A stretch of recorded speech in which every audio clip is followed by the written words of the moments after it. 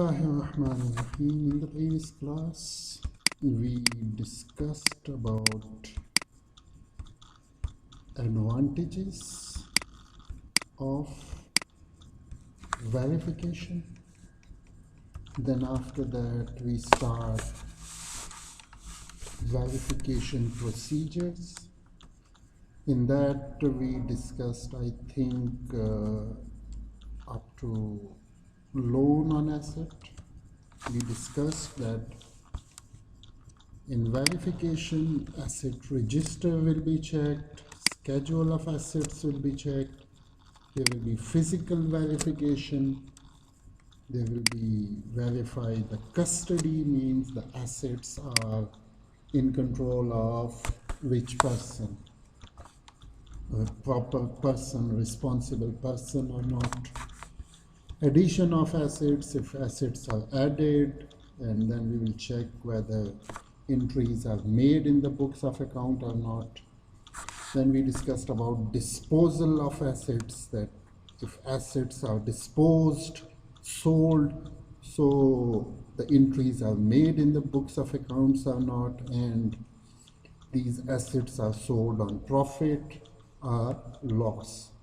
Transaction approval. In transaction approval, we discussed that the auditor will check whether for every transaction there is proper approval from the authorized persons or not, that is the management or whatever who is responsible for that thing. So there is proper approval of that thing or not. Then we will verify the cost, and cost will be verified with the help of vouchers and with the help of journal entries. Then verify the internal control. The auditor will check that whether internal control is properly implemented or not, and whether this internal control it is effective or not. He will also check the effectiveness of the internal control. Loan on assets, when loans are taken on asset, so we will verify it whether actually they took loan on assets or not. Mortgage, that we discussed about this. Then we discussed about verify. I think we didn't discuss this thing. Verify disclosure.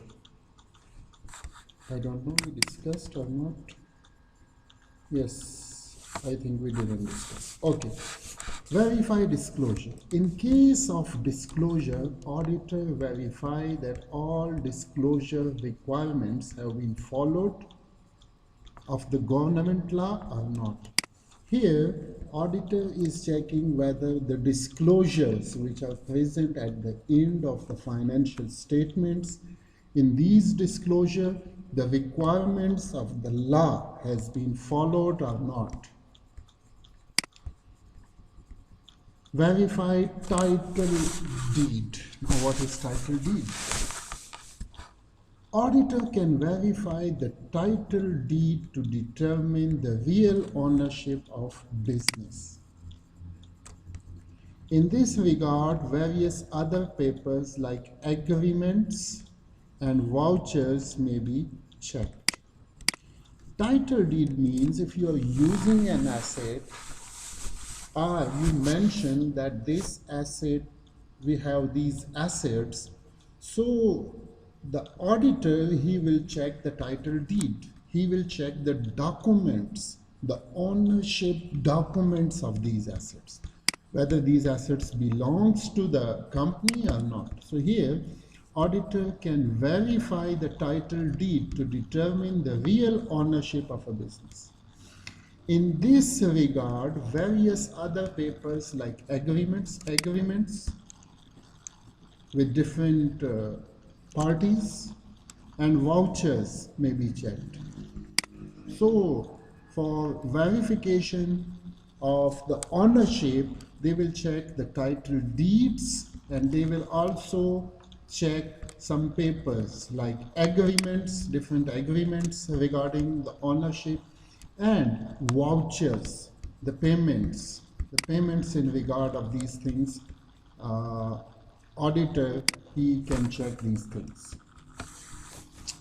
Verify depreciation. The auditor can verify the depreciation amount of each asset reportedly.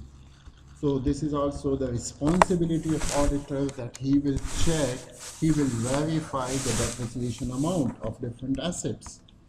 The fixed asset depreciation is determined according to its working life. And he will also check this thing whether this depreciation, it is charged according to the working life of the asset or not. And he will also see that whether these depreciation methods, these are persistently applied or not. Now keep in mind one thing, that if you are using one depreciation method in 1 year, so in next year you will use it consistently. This is not like this, that in 1 year you're using one depreciation method, like suppose straight line method. In the next year there is declining balance method. The next year there is sum of digit method. So not like this. If you are using a depreciation method, so you will use it consistently in next year. If you want to change it, so you will disclose the reason of changing the depreciation method. An auditor will check this, that whether the depreciation is charged, it is proper depreciation or not. And this depreciation will be on the base of the working life of the asset. External verification. External verification means that sometime auditor, he is doing verification externally. He is asking questions from the related parties with which the company made agreements. Like the auditor can verify the assets from lenders, from borrowers, from banks, and other parties related to the business. So if the company took loan, so from the lenders, the auditor can verify. If the company give loan to someone, so from the borrowers, we can verify. We can verify the things from the banks and different other parties related to the business. Suppose we purchase a piece of land from someone, or we purchase a building. So the auditor can contact that person from whom the building is purchased or the land is purchased. So, and you can say that suppose the company purchased some equipments for the company. So from from the company from whom the company purchased the assets, auditor can meet personally and verify this thing, whether the company purchased this thing from you or not. So this is basically external verification, that inside the company he's not asking something, he's asking questions from the outside related parties. I'm talking about related parties, those parties from whom we purchase that thing, or from that party with which the company made that deal. Capital and revenue. Now first of all, what is capital and what is revenue expenditures? One is capital expenditure.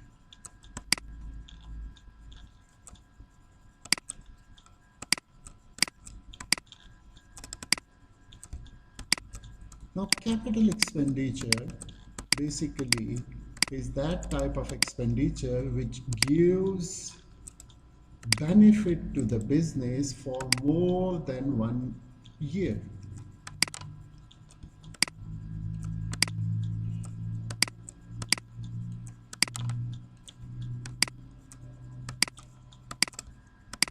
For example, if we purchase land, if we purchase building, if we purchase machinery, if we purchase equipments, so these things, they will give benefit to the business for more than 1 year. So you can say simply fixed assets in the business.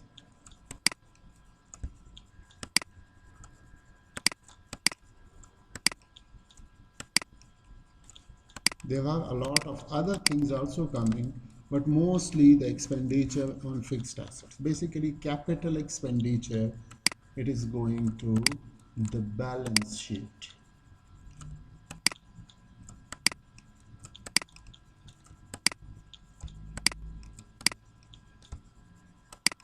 So the expenditures which give benefit to the business for more than 1 year, we call it capital expenditure. The next type of expenditure is revenue expenditure. So it is the opposite of that. Revenue expenditure are those expenditures which gives benefit to the business for less than 1 year.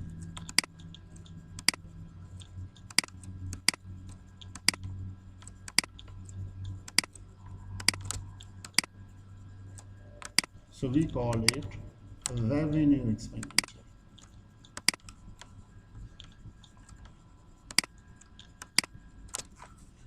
So this is the difference between capital and revenue expenditure. And revenue expenditures, these are going to the income statement.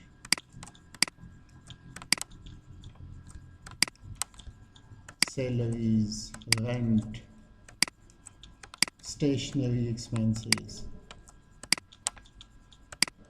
food expenses, transportation expenses, all the items of the income statement. These are basically revenue expenditures. So one is capital expenditure, those expenditures which gives benefit to the business for more than 1 year. And the other is revenue expenditure which gives benefit to the business for less than 1 year. So less than 1 year is revenue expenditure, more than 1 year benefit is capital expenditure.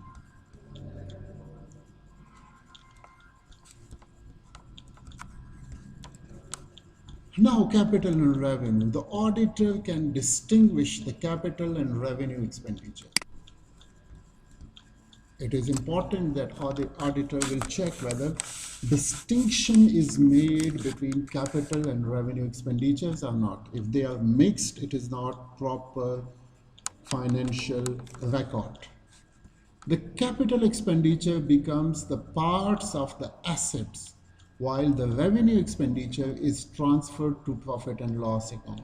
Just like I told you, capital expenditures are related to assets and it is going to balance sheet, while the revenue expenditures is transferred to the profit and loss account, and revenue expenditures are transferred to the income statement. Profit and loss account is the second name of income statement. Stock valuation certificate. It is the duty of the management to provide this certificate. For the preparation of report, the auditor may obtain this certificate from the officer in charge. When auditor will make his audit report, so he will take this stock valuation certificate from the officer who is in charge. So these are what the procedure of verification.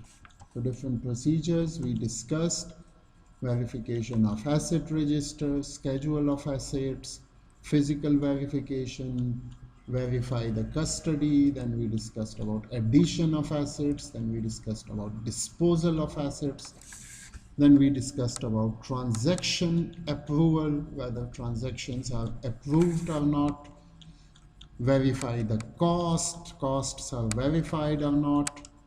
Then we discussed about how to verify the internal control, loan on assets, verify disclosure, verify title deed, how to verify, the auditor will also verify the depreciation amounts. He can also make external verification. Then he will check whether distinction is made between capital and revenue expenditures or not, and then stock valuation certificate. Now we are going towards another topic that is called steps of checking the share capital of a new firm. And a new firm, there is a new firm and the auditor is coming and he's going to check the share capital of a new firm.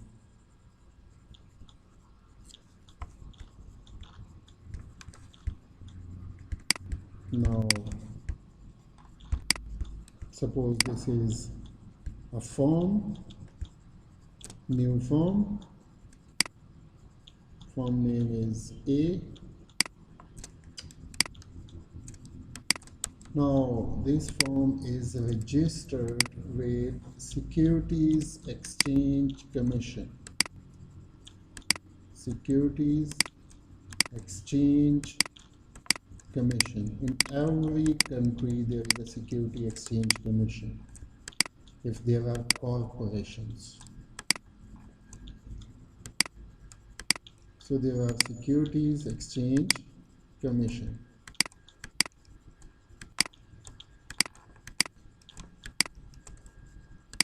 So the firm will be registered with Securities Exchange Commission. After registration, they will be authorized to issue shares to the general public. Then company is allowed to issue shares to the general public. So when shares are issued for the first time, then this is a new company. So auditor will come and he will check the share capital of that new firm.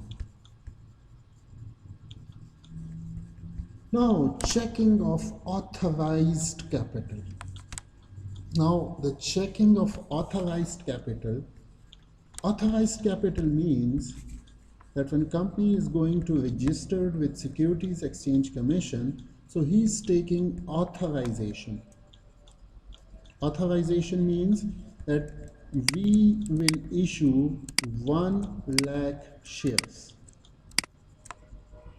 And Stock and Securities Exchange Commission, they give this authorization that, okay, you can issue shares up to this amount, this number, 1 lakh shares. You can issue shares up to 1 lakh.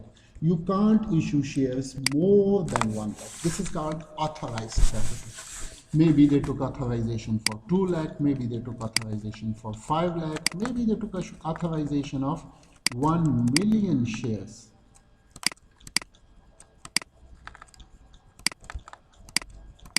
That they got authorization that we will issue 1 million shares to the general public. Battery is low, so maybe I will make this video smaller. So wait until that time. Okay, then authorized to find, but the authorized capital, legal documents should be checked. There is no but. To find the authorized capital, legal documents should be checked by the auditor. What is legal document? There is one book that is the Article of Association and Memorandum of Association. So it is mentioned that the company is allowed to issue, or there are some legal documents from the Securities Exchange Commission side. In that document, there will be authorization that you can issue shares up to this limit. He should also see the classes of shares, that this authorization is for which classes of shares.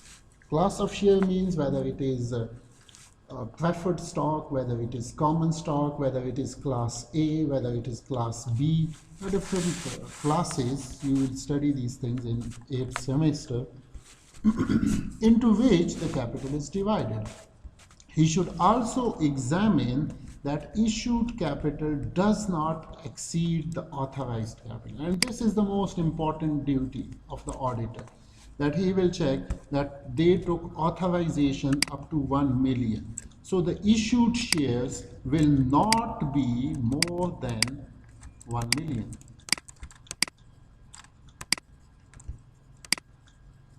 So this is the most important responsibility of the auditor, that he will check that that the issued shares of the company, it is not more than the 1 million limit.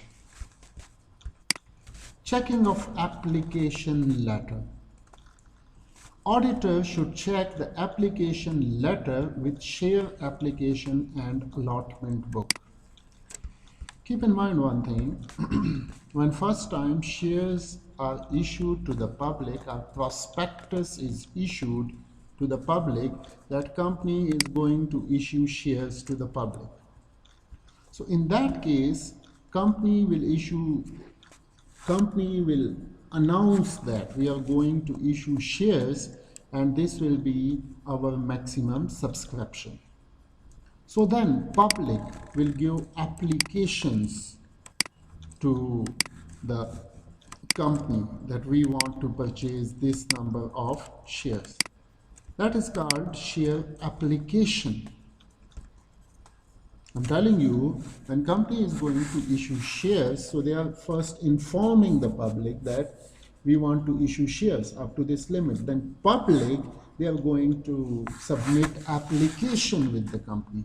So auditor should check the application letter with the share application and allotment book.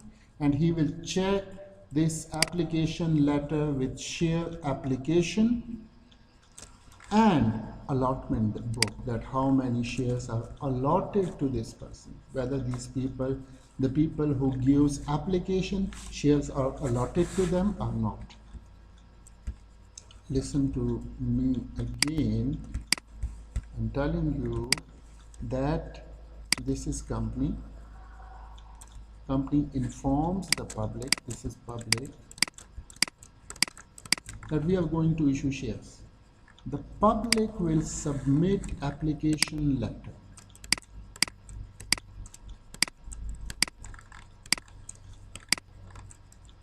Then company will allot shares to those who submitted the application letters. So now the application letter will be checked, will be compared with allotted shares, whether the procedure is followed properly or not.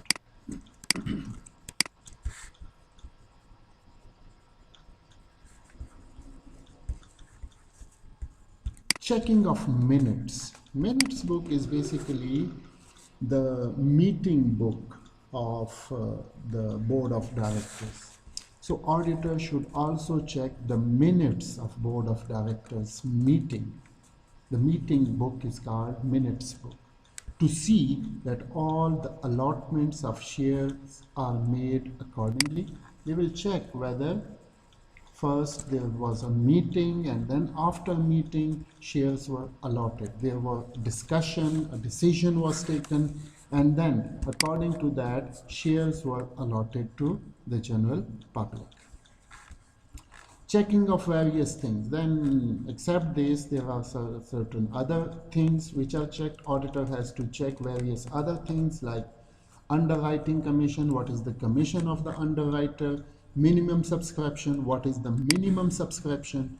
Keep in mind, if company issued, suppose company issued 50,000 shares, and the Securities Exchange Commission recommend that minimum subscription is 10,000.